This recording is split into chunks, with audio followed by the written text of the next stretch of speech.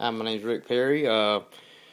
This is probably the last video in the cable repair series that I've shot. Just showing you a few little tricks. I showed you about what the good connectors, bad connectors are.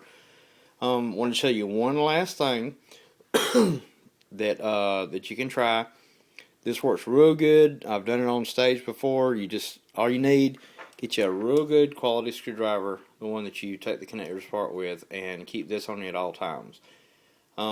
If you don't have a broken wire, if the actual connectors are loose inside the shell, this little trick I'm going to show you works pretty good.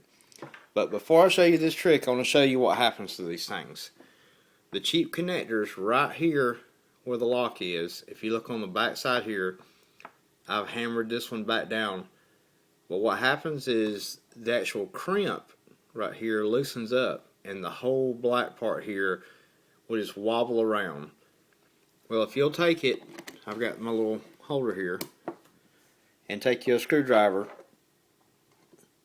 and just take you a little, I just use some wire strippers, and just tap on that around here and bend that crimp back over. That will tighten the connector up. And if you've not used that cable on stage for a long time, in other words, as soon as you notice it getting loose, if you'll pull it out and hammer this back down, you won't bend the pins inside, and that alone will fix the cable. But this cable here has been on stage for a while, so after I hammered it down, you could still wiggle it. Let's see if I can plug it in here. And you could still, it might make a liar out of me, and it might not do anything. Now, this is one of the cables, if you remember the white, that I tested earlier, and the light would blink. Well, I hammered it down, and it appears like that is all it took to fix the cable. But if you hammer this down and you still get the light blinks, then here's another trick. I'll do this one-handed. Okay. Slide this up here, and tighten your screw down. By the way, that's why you want to keep this, because when you get on stage, when you plug it up, if you're in the middle of a big show, go around and tighten all these screws up. They'll loosen up. Now you've got these strain screws, one on each side here, and all it is, it's got two little metal plates in there, and it pushes down and holds on the cable.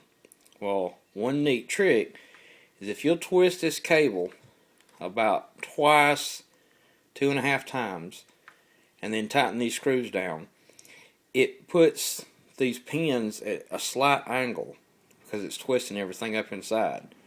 And that angle is just enough to keep a good connection. Now, if I've got this twisted right, and I can tighten this,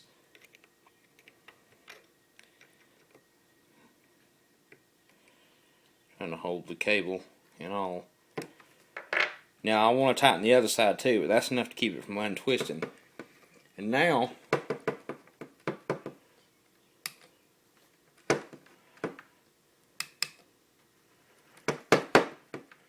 that's suitable enough to be up on stage.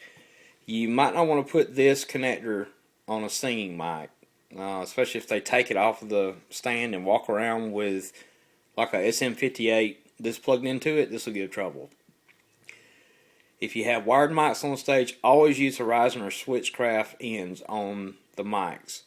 And some people tape them up from here up. That doesn't do a lot of good if these screws are loose and this cable can wobble around. So if you have to, twist it up inside while you're holding the twist, tighten the two screws down after you braided it over, and that will pretty much fix these little junk connectors, or any connector for that matter. So I hope this helps. This should be the last video in this little series here. Thanks for watching. I hope you enjoyed my videos. Go to my website, rickcperry.com. Give me a thumbs up on this video if you liked it, if it's helpful. If it helps you out, leave me a comment, or a video response if you want to. That's fine with me. So thanks for watching, and good luck.